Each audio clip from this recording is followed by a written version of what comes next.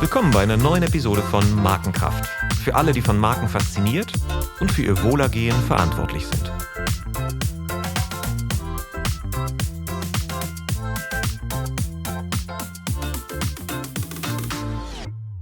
Welcome to another episode of Markenkraft. My name is Olaf Hartmann, and my guest today is Phil Barden. Phil is the Managing Director of Decode Marketing in the UK. Before joining the Decode network, Phil got 20 years of marketing and brand management under his belly in companies starting from Unilever to T-Mobile. There, he led as Vice President Consumer Business the relaunch of the T-Mobile brand and managed to drive with it a 49% increase in sales. He is a very rare mix, combining extensive experience in brand management with deep knowledge about leading-edge science. The second edition of his best-selling book, Decoded, The Science Behind Why We Buy, has just been published, and it is based on cognitive and social psychology, neuroscience, and behavioral economics. It is truly the first book that applies Daniel Kahneman's Nobel Prize-winning work to real-life marketing in a systematic framework for optimizing brand management and sales. And I'm happy to speak to him today about Decoded, and in particular about the great misunderstanding about the role of emotions in brand building. Welcome, Phil. Great to have you on the show. Hi, Olaf. Thank you. It's great to be here. To warm up, I'll ask you a couple of questions, quick fire round. You can decide if you want to explore further or just answer short. Mountain man or beach lover? It depends. Like all of our decisions, it depends on context. So sometimes trekking through the nice open air, but other times just pure relaxation. All right. Beatles or Bach? Oh, these are so difficult, Olaf. Yeah. My mother was a music teacher, and she actually brought me up with a really wide and varied experience of music, from classical, ballet and opera through light opera, Gilbert and Sullivan, up to the modern day. So I'd have to say both. All right, the bothism. Yes. I think Mark Ritzen's bothism is with right. us. That's right. London or Bonn? Oh, I have to say London. Okay, it doesn't surprise me. But Bonn is a nice place as well. It is. It has a beautiful countryside around it as well. Intuition or big data? Intuition, I think. Big data is part of the way the brain works, but it enables us to have intuition. Yeah, intuition. Advertising, weak or strong? God, these are tough questions. It's known as a weak effect, but in the long term, it's incredibly strong, because I think it's one of the key ways in which mental structures and neural networks are built. USP or purpose? Can they be both?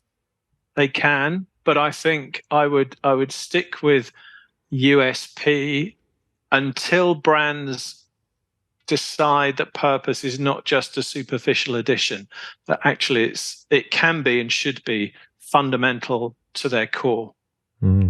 Thanks. Great answers. Thanks a lot.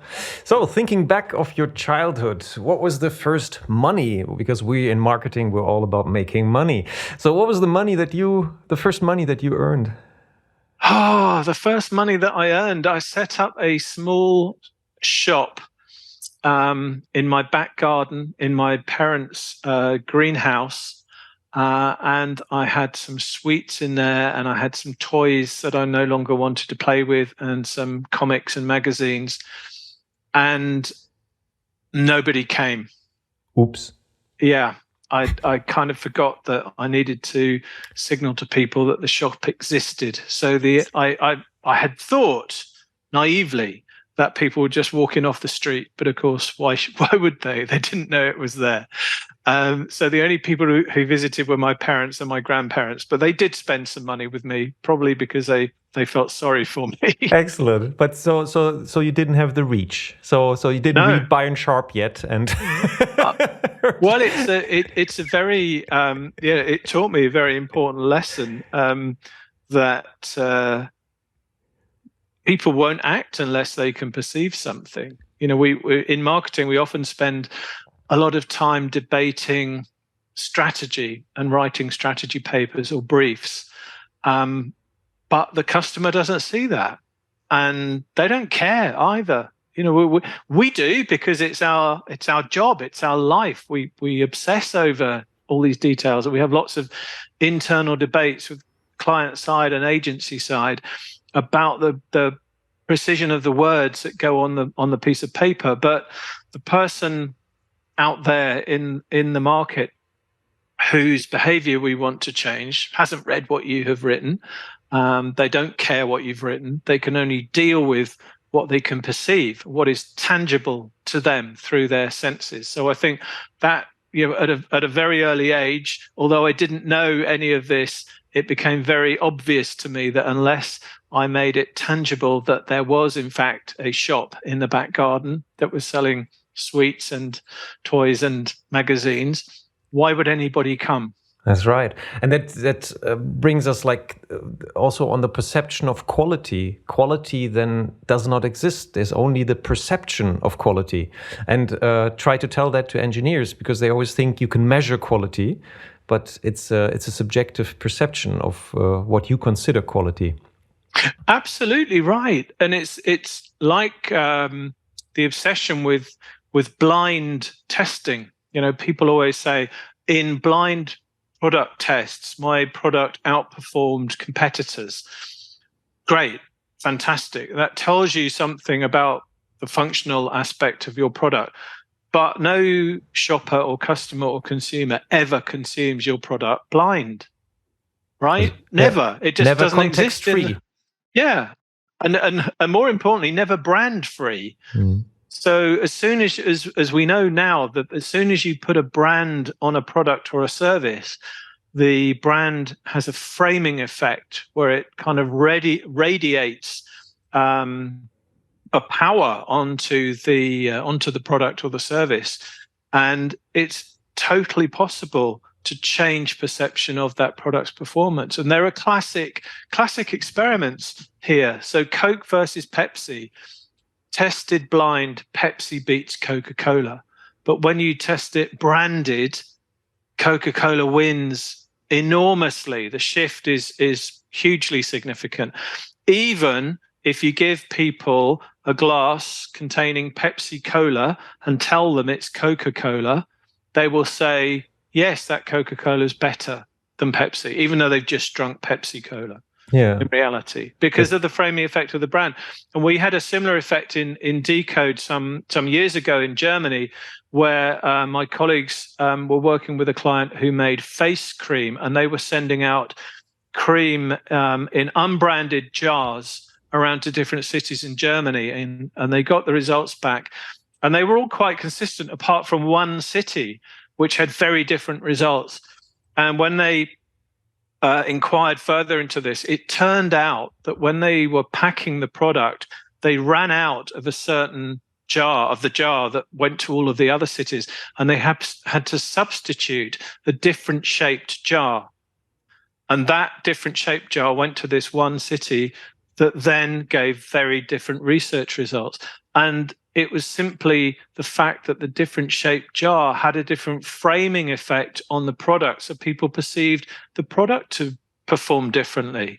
It's an incredibly powerful phenomenon. And I know that the guys at Decode, one of the expressions they taught me is perception beats cognition every time.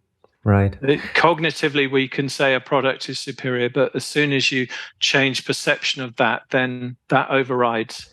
Yeah, and I've been researching a lot around the sense, the framing effect of the senses, and what you just described, I call it hand-colored perception, because the jar, the texture of the jar, the weight of the jar, is creating by the implicit, like you don't subconsciously. It's not when you ask people. So does this influence your judgment? None of them say yes, it does, but it definitely does. So the sensory input is creating the context that changes your perception and your judgment.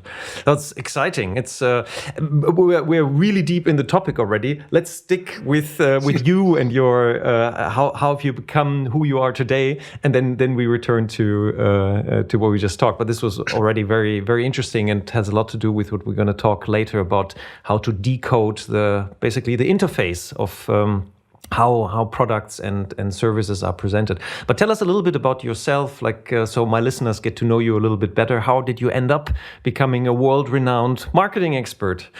Where did it start?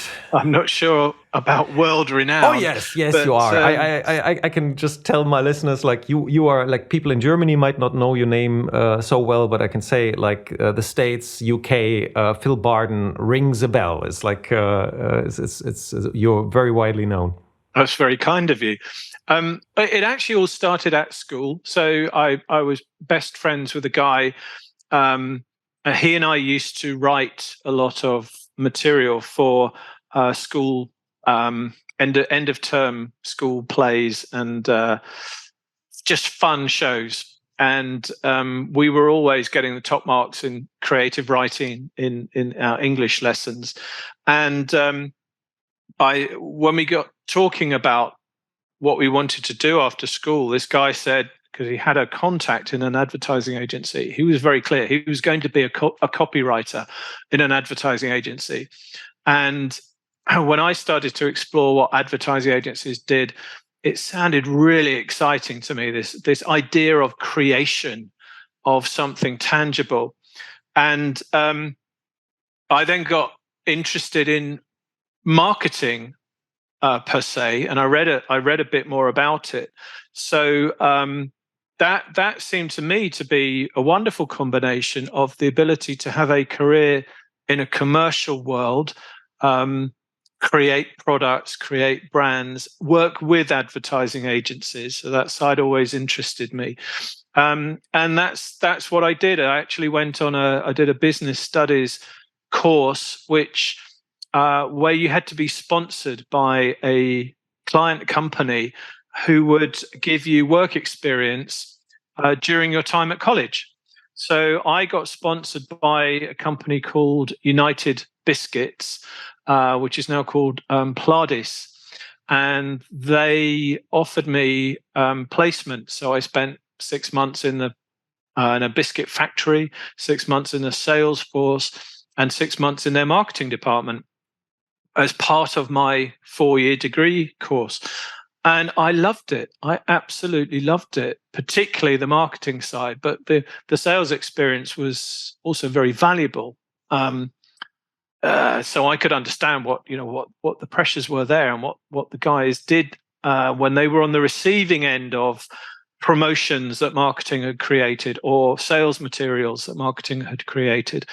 So I worked with them briefly, and then got the opportunity to join Unilever, and that's where I spent the bulk of my career. I was there for over 16 years, working firstly in the UK and then in Central and Eastern Europe, in the what they called the refreshment category, which was principally tea. So being a Brit, drinking a lot of tea. Tea runs through our veins. But then in Central and Eastern Europe, marketing the Lipton brand, which is the biggest tea brand in the world, and in particular having hugely exciting times after the Berlin Wall fell and the markets opened up. So I went to Poland in the very early days when Unilever had bought the former state margarine factory and detergents factory, and my job was to set up the tea business. So I got a real commercial and general management experience there. And I went on to do the same around Central and Eastern Europe, advising our local teams on market entry strategies and brand portfolio. And that was amazing. It was just so exciting at the time. I was then headhunted to Diageo, so a former Unilever colleague had joined Diageo, and he approached me and said, For my German listeners, Diageo is not a brand that is that rings a bell. No, it's a company name, Diageo PLC. It's the world's biggest spirits business, so it's probably best known for brands such as Johnny Walker. Okay, so whiskey, it was in the beverage industry again. Yeah, so Smirnoff vodka, Jose Cuervo tequila, Baileys, Guinness, Red Stripe, brands like this. And I worked for them for a while, and then another Unilever colleague who I'd worked with in Central and Eastern Europe had joined T-Mobile, and he contacted me and said, there's a huge brand building opportunity here because the mobile industry is very much technology-led, supply-led, and marketing's job is to sell what the technology guys produce effectively.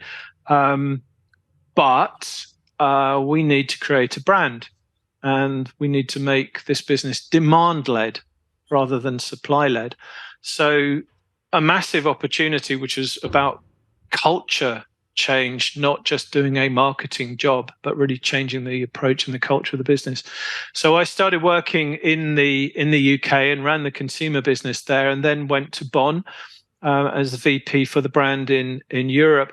And that's where I became a client of Decode. So I had commissioned, prior to working with Decode, I had commissioned a global research vendor who I won't name, but they were very expensive, and they had an approach which I thought would work because I'd used it at Unilever and Diageo, and it didn't. And I faced an enormous personal risk in having sold this approach into the business at a very expensive price, and then having to actually say this hasn't worked, and we need to change and do something different. And that was at the time when I was introduced to Decode, and they had a completely different approach to life. They opened my eyes very quickly to the shortcomings of the other vendors' research approach. And what was the first time where you had this insight? What you just described, that you said like, oh wow, this is different. I haven't heard. This changed it was like a paradigm shift from what you're describing. The first example was when I first met the guys from Decode, and of course I didn't know who they were, and they came with an academic and a scientific background, which in Germany, there's a very different cultural acceptance, I think, of someone with a title of doctor or professor.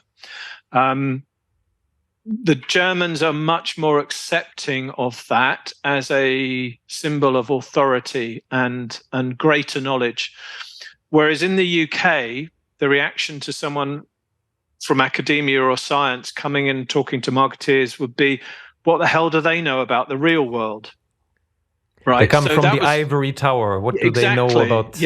All they do is in laboratories, and they know nothing about brands and the real world.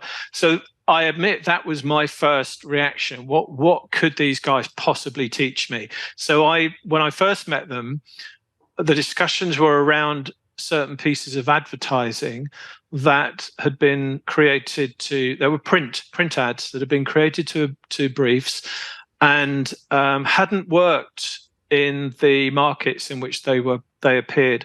So I gave the briefs and the ads to the guys from Decode, and I said, tell me what you think. Why would this work, or why wouldn't it work?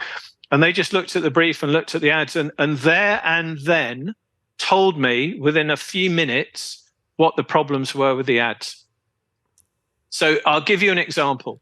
The ad was for a telco proposition called Flexed. So Flexed was a very different tariff, where previously in mobile telecoms, you had to buy a tariff that gave you a fixed number of minutes for your voice calls and text for your SMS. And that was it. And once you'd used those up, then you paid very expensive what are called run-on rates for every other text or every other minute that you use. And it created a lot of frustration because I may have not used all my minutes, but used all my texts up and still have a bundle of minutes that were unused. But the telco was forcing me to pay a high rate for more texts. So what we introduced was this proposition called Flexed, which meant that effectively it was a flexible bundle. If you used up all your voice minutes, you could use your text as equivalent of voice or vice versa. So it was very, very flexible. So that was the idea. And then one of the print ads we had someone leaning on a brick wall, and the wall was flexing underneath his weight, right? So normally a wall is very rigid, very structured, but this was flexing. So we thought, great, it's a good idea of flexibility. But then in the distance, there were a group of people, and this guy was on his own. And we thought this was very clever at promoting the idea of a flexible tariff. What Decode said was, what you've created is a physical barrier between the user and his group of friends over there. They're all having fun. They're all being sociable. This guy is on his own, right? He's behind the wall. So at an implicit level, you've divorced him from the sociable group. You made him appear very sad and lonely person because of this wall in between them. And that sort of thinking was completely new to me.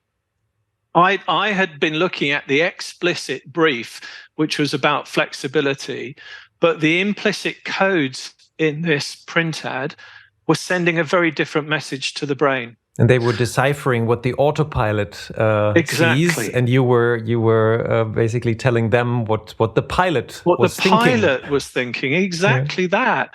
And the more I worked, then I gave them some more ads to look at and similar sort of remarks. And this was a real revelation to me. It was something completely new. I had never heard the sort of language they were using.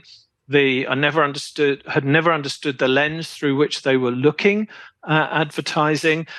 And the more I talked with them, the more I became very interested in the approach. And I suddenly thought, wow, actually, these guys are using decades of research into how the brain works and how people make decisions and how communication gets processed in the brain. So actually, there's a very high probability that they know more about this stuff than the commercial world knows, because we've just been doing trial and error and we've built our own mental models over years, but they've never been perfect. And you do a lot of ad testing, and sometimes things work or don't work, or they don't work in the test and then they do work in the real world, or vice versa. And you can't explain why, and it's exactly. Yep. Mm-hmm. Exactly. Mm-hmm. So I then commissioned Decode to do to run their research approach for T-Mobile. So I replaced the previous vendor, and it was amazing. The whole foundational research we did, which was to understand what motivates purchase in the category of mobile telecoms, as well as what profiles, perceptions each of the brands had in the market, showed us what we needed then to associate with T-Mobile in order to be successful. And that was real groundbreaking, foundational, empirical research, very objective, fact-based, science-based. It used implicit research techniques, which I'd never heard of before, never used before. But this idea of using reaction time-based techniques to access the autopilot, so-called system one in the brain, to get this spontaneous, intuitive, associative response from the brain, rather than the pilot system two, reflective, thought through responses which are prone to all sorts of biases in our own self-reporting. So that was new as well. So not just what they were testing, but how they were testing. Yeah, let's do a little loop there for the listeners that are not familiar with implicit testing. That it was originally developed at Harvard, I believe, Harvard University, for finding out biases that people don't admit to voluntarily. for example? Like, are you prejudiced against colored people? Yeah, for example. Exactly. Nobody Yes. would answer, yeah, sure. No. I'm a real racist. Well, some people would, but most people won't. Exactly. And then maybe explain how the technique works basically in using the implicit associations. Yeah. So you're exactly right. It grew out of social psychology because they were amongst the first academics and scientists to realize that there was a gap between what people say and what people do. And it's this whole idea of self-reporting bias. So we see it nowadays with people saying they are really motivated by sustainability issues or corporate social responsibility issues. And then when it actually comes to purchase, it's more about price and performance. So the techniques that these academics developed are based around using reaction time to effectively prevent the brain from reflecting on the response. So if I say to you the word fish, then I show you a range of different words, you might certainly in England, if the word chips came up, you would get a faster response to the word fish and the word chips than you would between the word fish and the word car. Right? Because there's no association built in our brains between fish and car, but there is between fish and chips, frites, pommes in Germany. Yeah. So the technique tests for the strength of association in the brain between different words or different concepts. And when the testing is done, the respondents are told there's no right or wrong answer. They're just asked to respond as quickly and spontaneously as they can. And they'll be hitting keys on a keyboard or hitting a space on a touch screen or swiping to do this, to make it really fast and really easy and intuitive to answer. And you can measure what they do, so which key they hit or which space on the screen they hit, but also the speed of response. And we know from the science that the faster the response, the stronger the association in the brain. Because the slower the response, it just means you just haven't built that strong neural connection. The cognitive fluency is basically measured. Mm-hmm. Exactly. Mm-hmm. And you get responses down to sort of 0.8 of a second, 800 milliseconds. That's fast enough for the brain to be above conscious awareness, but it's much too fast for the other reflective mental processes to engage, so the person is thinking through the response, and that, which is not what you want in this. You don't want them to think through the response. You just want that pure, like, very fast gut check, gut intuitive response. So that's how it arose and how it's executed. Okay, that's helpful to understand. And then basically with this measurement method, you basically mapped the category, what are the category drivers. You mapped your own brand, where you are in these association within the category and the competitors. And then what happened? So then we decided on a set of associations. We refer to them as goals or rewards because, again, coming from science, what science tells us is that human behavior is goal-directed. So what that means is, just to go a little bit into the theory, in any current state, so as we are now, I might be thirsty. So there's a gap between my current state and my ideal state. So I have a goal, a gap opens up. I have a goal to achieve, and that goal will be achieved if I drink a glass of water suddenly. Then I've satisfied that goal. So there are a set of goals that are functional, just like that, or with telco.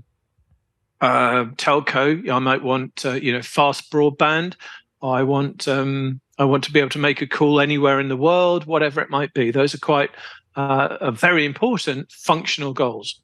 Then there is a whole set of more implicit goals, which are more social, emotional, psychological goals.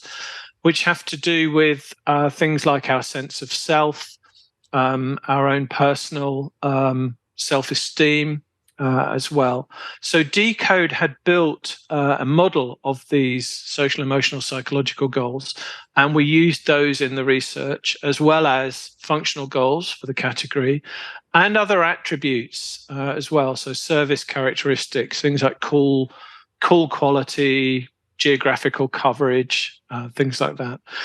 So what emerged from the research based on this implicit testing was a set of goals that were motivators in the category and goals that were associated with the different brands in the category. And we could see where T-Mobile was lacking, where was it deficient in certain goal associations, where did it have strong associations, and did those strong associations overlap with the drivers in the category or not? So based on this, we developed a gestalt, which was a set of 9 goals that together had a certain collective meaning. And those 9 goals, and this I'm going back to 2007, 2008, I think, those 9 goals are still used today by Deutsche Telekom as a measure of brand equity. And so all telecom activities, advertising, touch points, and the brand tracking are measured against those 9 goals, because those are drivers for the brand. So those 9 goals we turned into not just a proposition, but then an advertising idea, which was life is for sharing, or that's what it was in the UK, or Erleben was verbindet in Germany. And the real creative leap from there, and this is where the advertising agency were fantastic. They took that idea and turned it initially in the UK into an ad which had a flash mob. So at London's Liverpool Street Station, one of the busiest London rail terminuses in the city, music starts playing and people start dancing, just a few at first, and then more and more and more, until eventually there's several hundred people all doing the same dance in the middle of the station. And of course, everyone else is looking at them, they're filming them, they're calling their friends, they're recording it. And it was all about life is for sharing. Great storytelling. Great storytelling about the emotion of that. Creating memorable moments to share, because that's what ultimately at its heart, that's what mobile helps you do. So it's a very powerful proposition. And all of those goals, and I can tell you one of them. I can't tell you all of them because we're still working with telecom. But one of them was sociability. Now you might say, well, that's obvious. It's a mobile phone. Of course, there's going to be a goal of sociability. But the real trick was the combination of sociability with the other 8 goals gave it a different meaning, but also turning sociability into a way that was distinctive to T-Mobile. So the idea of the flash mob and this sort of spreading activation, this almost contagious, memorable moment, meant that T-Mobile could convey and be associated with sociability, but in a way that was unique and distinctive to T-Mobile. So O2 or Vodafone or whoever could talk about sociability, but they do it in a very different way. So that really helped with the brand relaunch in the UK. It was hugely successful. And then we employed a similar idea throughout Europe. So we had in Germany, we had Rain of Flowers, where we had cannons firing flowers around a city and the petals raining down on everyone, and again, creating a memorable moment to share.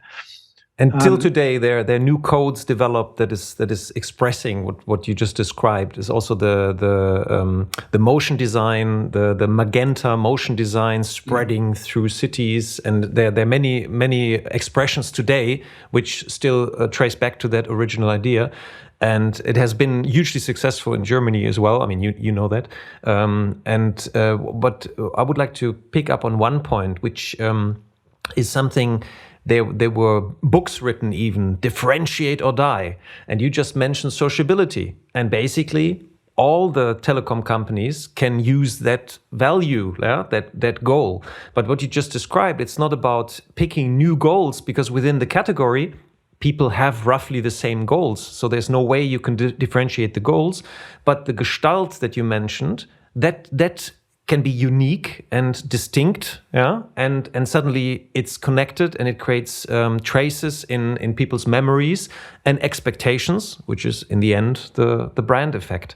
And so when we think of, we shouldn't think of brands like people. Like we know that you write that in Decoded as well, that we don't process brands in the same areas of the brain as we process relationships that we have with people.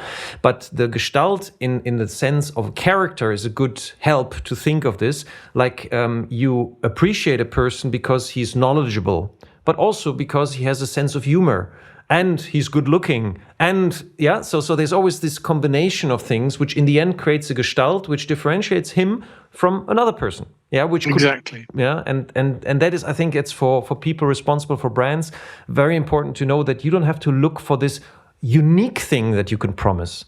You just need to do it in a unique way, like you just described it. Yeah, that's right. And when Decode first showed me this model of the implicit goals, the more neuropsychological goals, they said that the beauty of this is it is universal.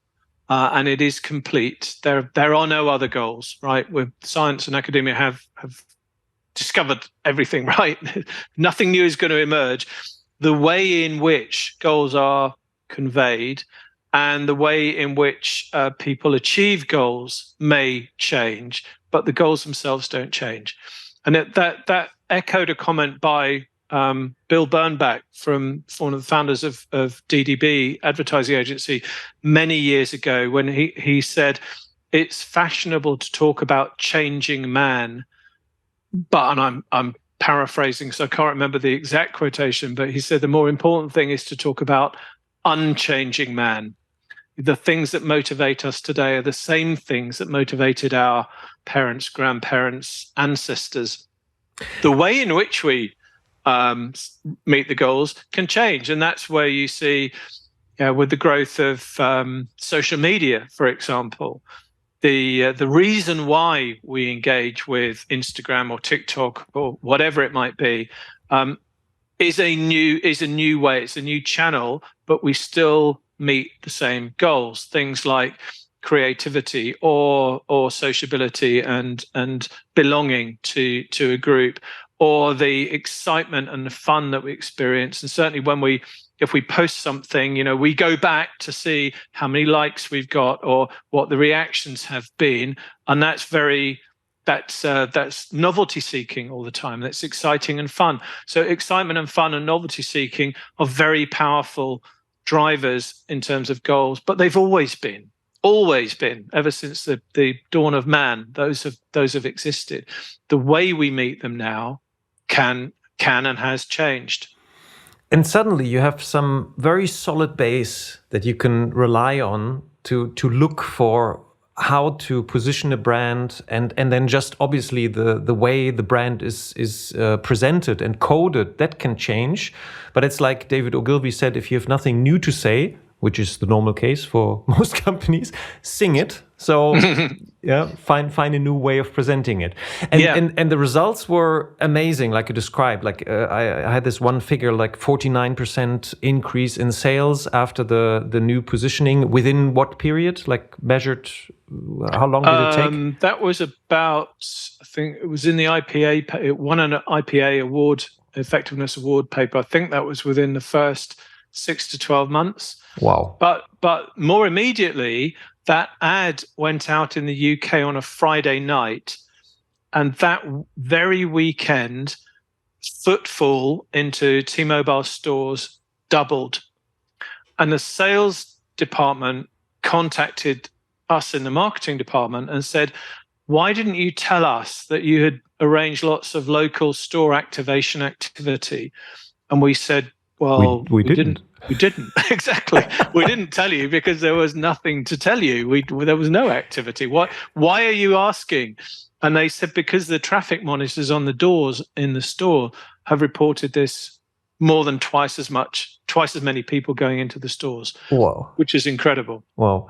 And this has impressed you so much that you basically quit your job. Yeah. Yeah, so tell us about that. So then I'd honestly never seen an effect like this. It was almost like at business school. Sometimes you have a computer simulation game and you have to change all the inputs, your advertising budget, how many salespeople you have, your pricing, etc. And then you press a button and you get a response. I'd never seen a response like this. And what was even more interesting was when I said to the guys at Decode, wow, that the whole company is amazed. And they looked at me almost jokingly and said, well, why are you amazed?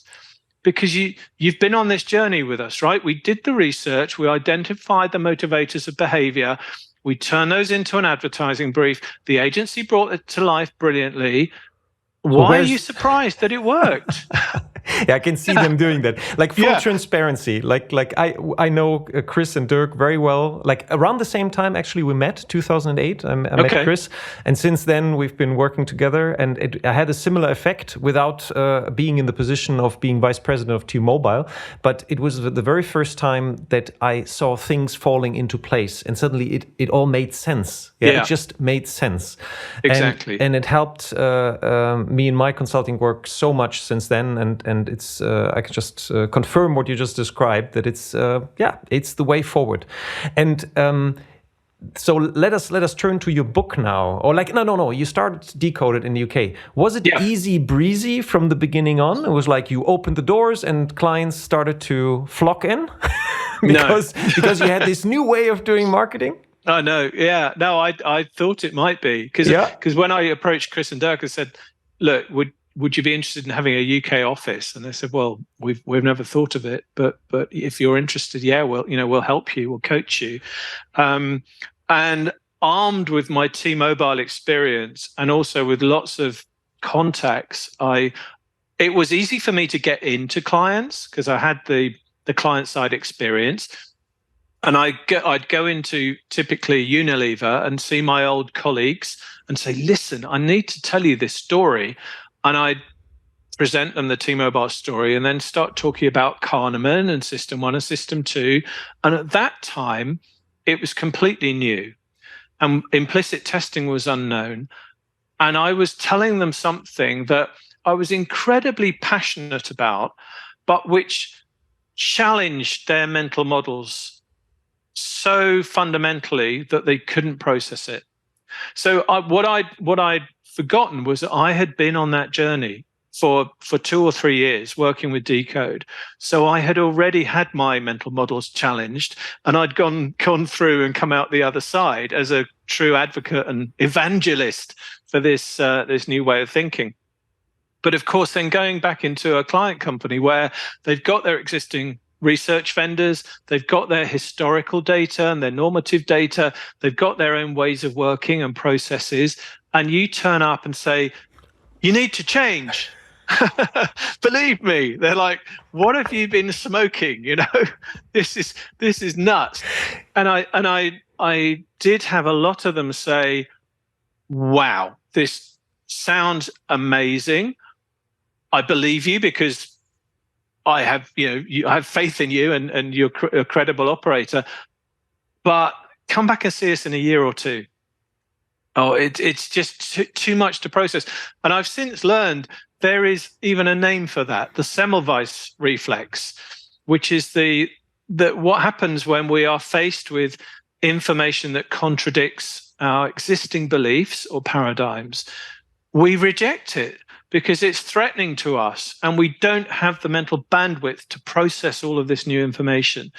So let me interject there, because I recently had Paul Feldwick on the show about the anatomy of humbug. And one of the great sentences that he opens the book with is because I think those people that he talked to, some of them didn't even know that they had a paradigm, that a model that they operated They always thought there's just one way of doing all this, and they don't understand how they have ideas in their head that shape their thinking and their doing.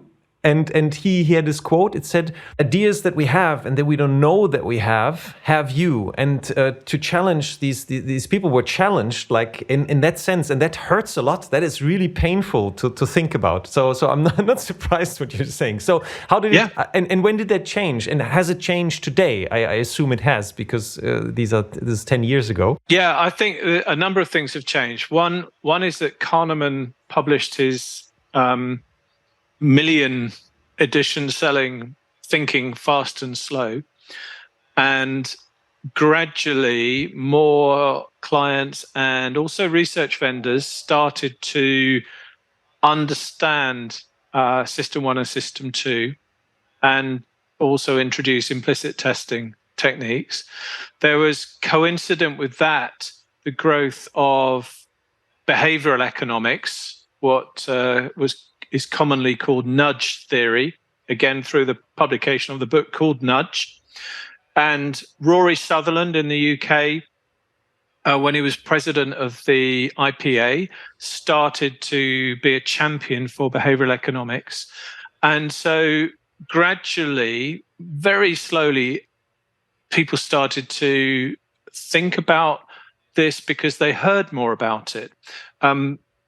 Add to that some social proof, and that's what I've found is probably the most effective means of getting a client's attention, the fact that other people were doing it. It's a classic heuristic, because faced with new information, faced with a new way of working, we're very resistant because it's a threat. It's a threat to our jobs. You know, if I'm a research manager and I try something different and it doesn't work, you know, I've wasted money, but also it might be threatening to my own job. So being able to say, hey, look, so-and-so is doing it, or this company X is already doing this. And by the way, if you don't do it, you will lose out. Yeah. The whole idea of loss aversion. And also like the danger of being ostracized from your group that you are like, that is your social group. Your brain reacts with the same way as when it experiences physical pain. Like, so this is really a visceral feeling of threat. Yeah. So it makes complete sense. Absolutely, yeah. So it has grown in acceptance. I wouldn't say it's mainstream yet, but it's definitely grown in acceptance. And you only need to look at things like the number of vendors now operating in the space of, you know, Googling behavioral science or decision science or behavioral economics. Now you get way more results now than you ever did, and more people are moving into the space. There's been more books published in the space as well. So it's generally become a bit more accepted. I mean, I now talk for the IPA, the Institute of Practitioners in Advertising. They run a diploma course, so I now talk on that. I also talk on the Account Planning Group, which has a planning skills diploma course as well. So formally, we're starting to get this message into the sort of educational systems, if you like. Yeah. And also there's been an explosion in the number of undergraduate and postgraduate courses offered at college and universities around the world in this space. So whether it is consumer behavior or the sort of harder sciences of cognitive and affective neuroscience, there's literally been an explosion in choice. People are coming into the industry now having done very different degrees to previously. Yeah, I agree. That's the same in Germany. It's far from mainstream, but there are more and more very successful companies, big brands using it. And that helps a lot. And now we turn to Decoded, second edition, because Rory Sutherland, that you just mentioned, he wrote the introduction, and he has been, I think, for the UK, very important in creating acceptance for behavioral science, behavioral economics. And Mark Ritson says, this book will make you a better marketeer. So tell us, how does this book, and I give you my personal view afterwards as well, because I'm a fan. This is one of the best books. Right before we chatted, and I said it's one of the few books that I read in overall 6 times. First edition, now second edition. And it's really, it's something that I always turn to because it has an immense clarity. But tell us about the idea behind Decoded. You originally wrote the first edition. When was that? 2009? 2013. 13, that okay, was yeah. the first edition, Right. yeah. Mm-hmm. Well, Chris and the founders of Decode had already written 3 books in German. So they'd written How Advertising Works, What Makes Brands Successful, and then Codes. So they said to me, you should think about writing a book, because for the launch of the company in the UK, particularly given what we've just said about how difficult it was to get clients to accept this, actually reframing yourself as an author will help, because it will give gravitas and credentials to what you're talking about. So the idea was to take some of the fundamental principles from their books and in the meantime, all of the experience they'd had in consulting and research practice, but also add my own spin, which was, I've come from a brand marketing background. I need this to be understandable by people like me, right? Not with a PhD in neuroscience, but also their creative agencies. And also if you work in the sales department or you work in the B2B space rather than B2C. And in particular, not just make it understandable, but make it very practical. So at the end of every chapter, there's a short summary of what this means for us as marketeers, with the key points. So that's really the spin and the angle that I wanted to make the science very understandable and very transparent, not opaque, and also make it very practical in its application. And I think that you achieved that wonderfully, that it really makes a difference. Monday morning at the desk, thinking about another marketing challenge, and this book is always a good place to turn to. So we can't obviously summarize the whole book, so I would like to focus for the last minutes of our podcast on first of all, just a summary, what you see, what is still from your point of view, because you know what you're talking about from a practical point of view, and now from a very deep perspective on what the science tells us. What is your perspective on what are the biggest 3 mistakes out there still being made in marketing? And that's the first question. And then I would like to turn to the role of emotion and maybe clear up some misunderstanding what role emotions play for brand building and value-driven brand building. Well, I think 3 big mistakes. I think the first one comes back to what we talked about right at the start, Olaf, which is that customers don't read your strategy papers. So don't think that there is some magical process of thought transference going on, that somehow that person on the receiving end of your advertisement or your promotion or whatever will understand or care about what you're intending to do. So you have to make very perceptible and tangible what you're doing, because the brain can only deal with those signals. I think that's the one of the big mistakes.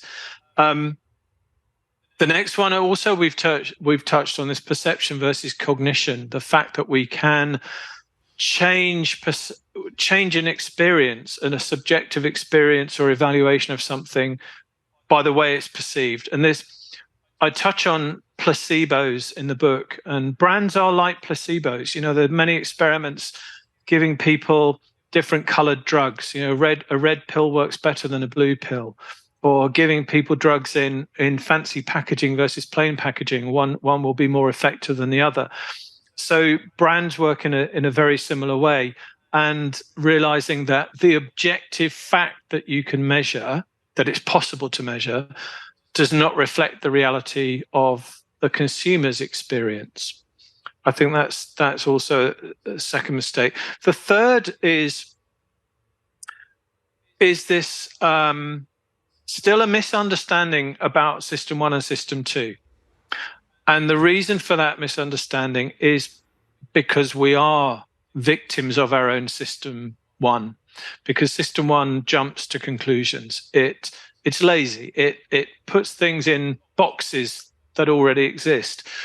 So many times I hear people refer to System 1 and System 2 as emotional versus rational.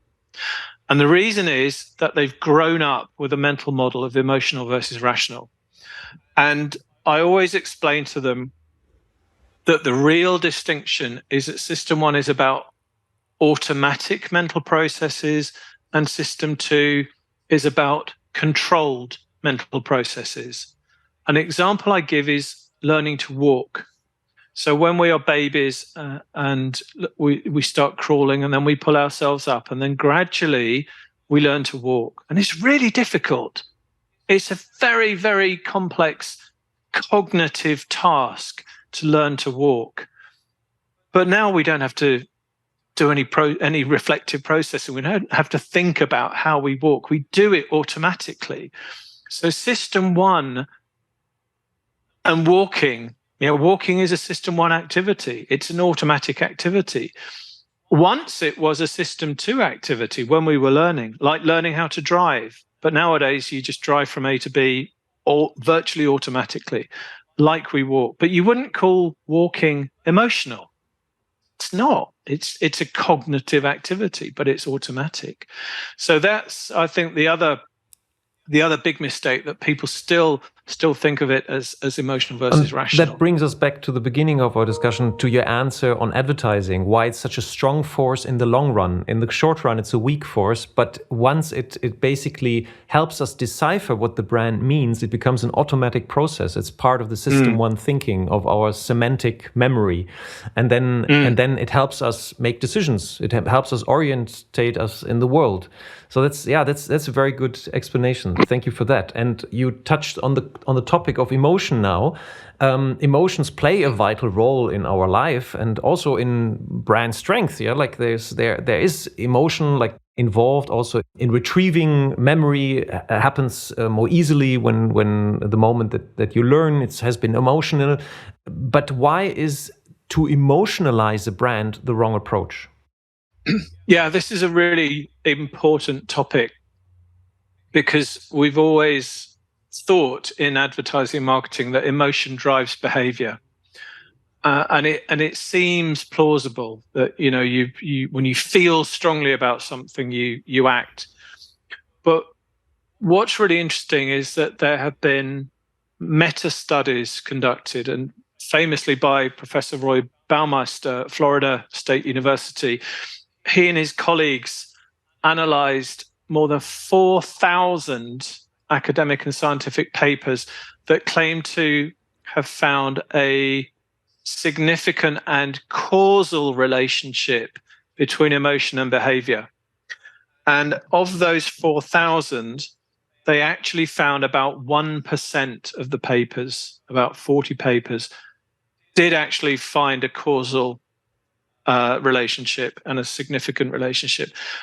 But not only is that surprising because it's so low, but also, as Baumeister observes, the vast majority of those cases were extreme. And what he meant was, if someone we're driving in a car and someone cuts in front of us in traffic, and we hoot our horn because we're annoyed, or we shout something at the driver because we're annoyed. So that emotion has resulted in behavior. Or even worse, if we have a confrontation with someone and we're angry and it ends in a physical fight, that's emotion driving behavior. But what's that got to do with buying detergent in the supermarket? If emotion drove purchase behavior, then every time we went shopping, we'd be on an emotional roller coaster. And of course we're not, right? It's nonsense. Of course we're not. So what Baumeister proposed, and this is what we believe, is emotions play a very important but indirect role in motivation, and the role they play is one of feedback. It's a feedback that we experience that tells us the extent to which we are meeting a goal or not. So it comes right back to this goal-directed behavior. So to bring it to life, if I'm playing tennis competitively and I'm losing, then I feel angry or frustrated or sad, right? That's the feedback mechanism that tells me this is the experience, you are losing, so I need to act differently. Conversely, if I'm winning, I feel good, I feel happy. So again, it's a feedback mechanism that helps us adjust our behavior. It also helps us learn for the future. And then of course, we need to look at the link with advertising, communication, because again, everyone always says, well, emotional ads are more successful than so-called rational ads. But you only have to look at classic cases such as Budweiser puppies in the Super Bowl in 2017, I think it was. They had this, Budweiser ran this ad, and it was incredibly emotional. It had the cutest puppies you've ever seen, and the internet broke, basically. People went crazy. It was the most retweeted ad ever. It's the most Facebook likes ever from an alcohol ad. And people just went nuts for these puppies. But then 6 months later, the VP of Budweiser said, we won't air those ads again because they don't sell beer. Right? Everyone loves the puppies, yeah, but they don't sell beer because there was nothing in the ad about the category or the brand at all. So they didn't deliver what you talk about, the goal value. They didn't rise. Yeah. They didn't raise the goal value of the beer. And that reminds me of the older listeners will remember this. The camels. When they turn from their age-old advertising line, I go meilenweit für eine Camel in German, yeah, and this explorer, and then they switched to these cute camels, yeah, and they were like this humorous campaign about these stuffed camels, and they won, even in Cannes, they won prizes for it, and they lost 5% market share. Right, that's it, and This is why it's so dangerous to write an advertising brief based on emotion and just say we want to make people feel good or we want to make people cry or whatever it might be.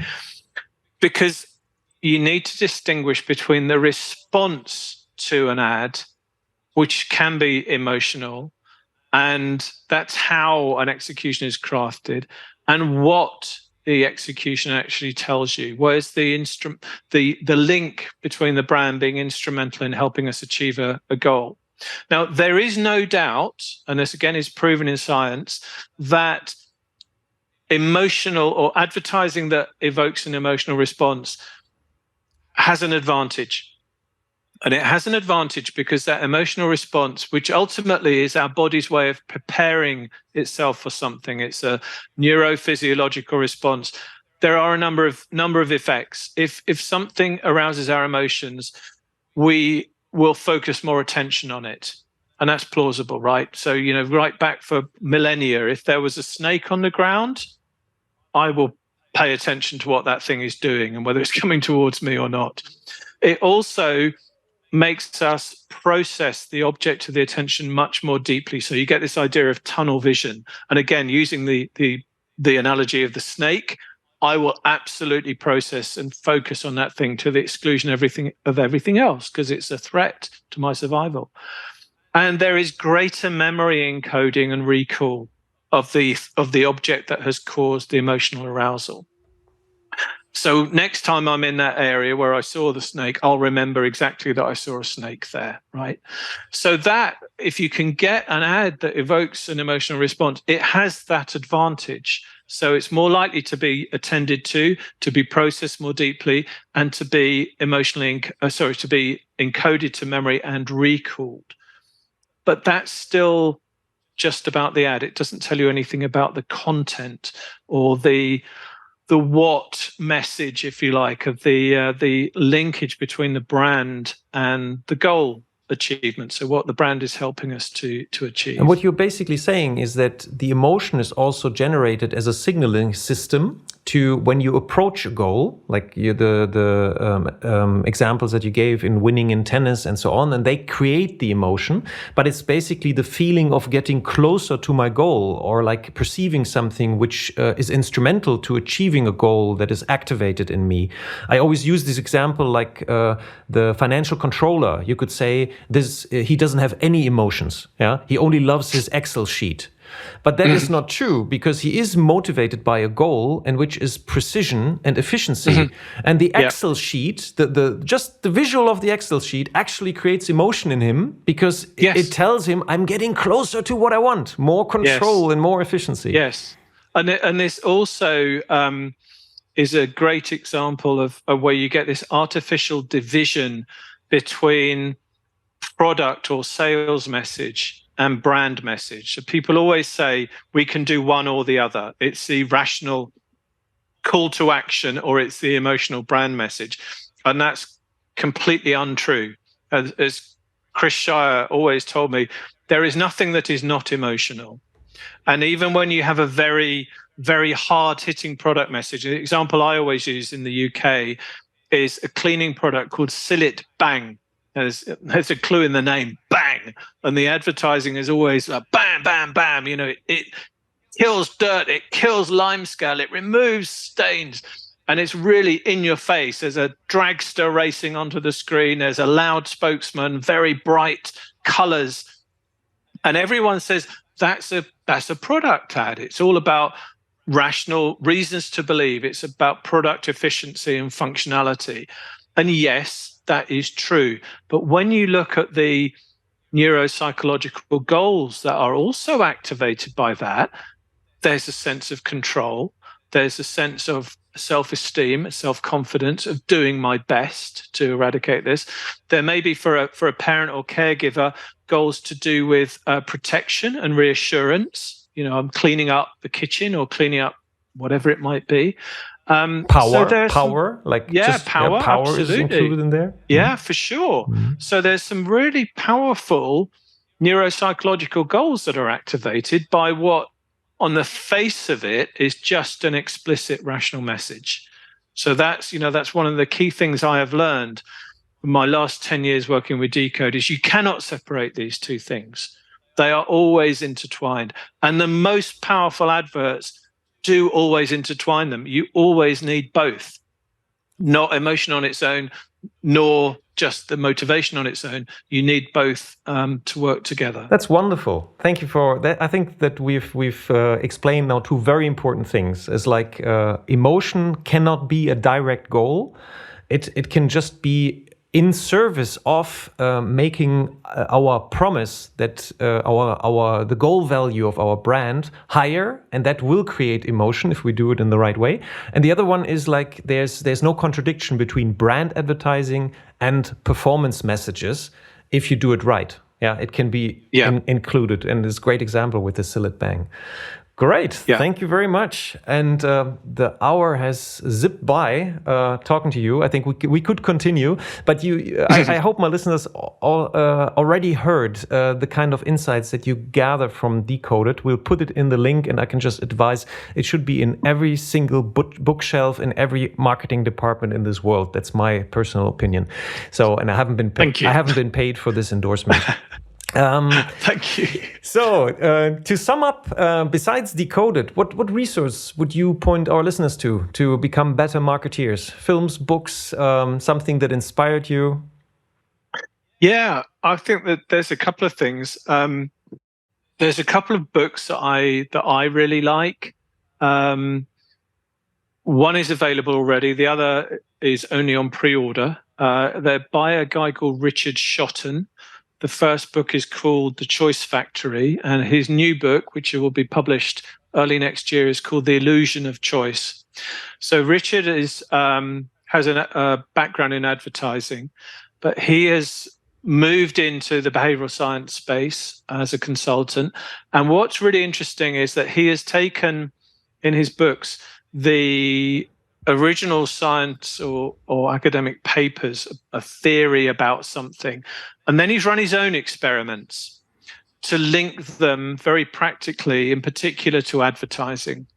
So it's very readable. He writes very well, and